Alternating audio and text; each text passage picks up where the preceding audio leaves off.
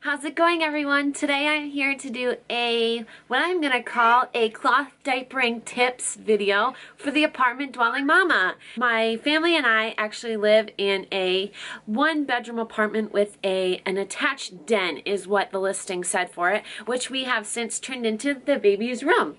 You can see, so I'm just gonna jump into my tips for cloth diapering a newborn and what worked for us and what didn't work for us out of my stash. I am by no means an expert, a cloth diapering expert at all. I just am quite passionate about it and I love doing it. So let's get into it. First, these were a godsend. These little G diapers, newborn diapers. Look how small and cute this is. There we go. Look how cute. Could you imagine seeing a little baby in this? At first, I couldn't. I could not imagine my son was going to be small enough to fit into this. Lo and behold, these were the best fitting diapers from the start. And as I said in his 4-month update, we've cloth diapered from the hospital, and I actually wash all the diapers by hand, which I'll get into later. And these were a godsend until he was about maybe a month old is when they stopped fitting. I believe they work up until maybe 11. Let's see, it says right here 6 to 10 pounds. So these were great. He was 8.2 or 8.3 pounds. I'm drawing a blank. I think it's 8.3, and these were great. Next, with those little G's, were these disposable inserts.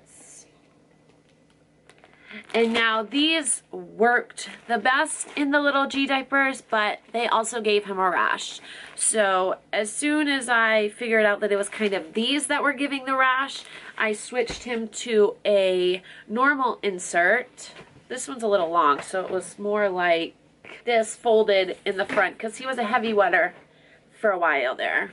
And let's see what else worked well for us. We had these Rumperoos covers. We had 3 of these, and these worked well with an insert that was folded again and just placed in the front and in the back like such, and obviously it'll fit better on your baby.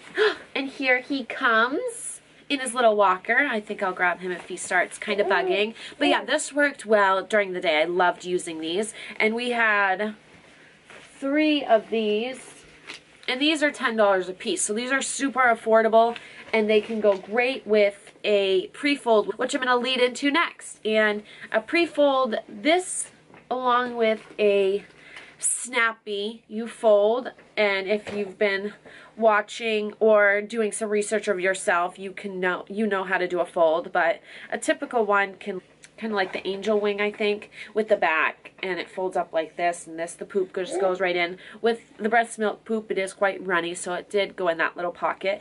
And this didn't really fit him that well, so I didn't really use this that often. I didn't really like this. It didn't really work great for us, so that was that. And then we also had a few of these just plain white covers. And again, this can go over if you had any fitted diapers that aren't actually waterproof. These work perfectly to cover over that. I actually didn't have any fitteds for when he was smaller, so this actually never got used. But these can be used with the pre-fold. Let's see here. Small G diapers worked really well, and you could again put the little insert into. This one's going to be big, so this one it might not fit, but in like such. Yeah, this one's quite big, so I'd have to fold it again. And in just like that, and then it folds up, and then obviously you kind of get it a little bit neater than that. And yeah, these worked really well. The problem was my son was humongous from about, I don't know, 2 weeks old. He just was like growing, still is growing. He just went right through this. This lasted me, like I said, about a month. And these, he was just too big. And these small ones are to 14 pounds. By the time I was done using these, this had kind of, the time had passed. As I said, this is for the apartment dwelling mama, and all of this stuff can be washed by hand. That's what I have done from the start, as I said. And over here, I have his drying rack for all the diapers, and I'll show you the setup for washing them in my sink. Okay, so this is where I wash his diapers. This side is strictly for cloth diapers and dirty diapers.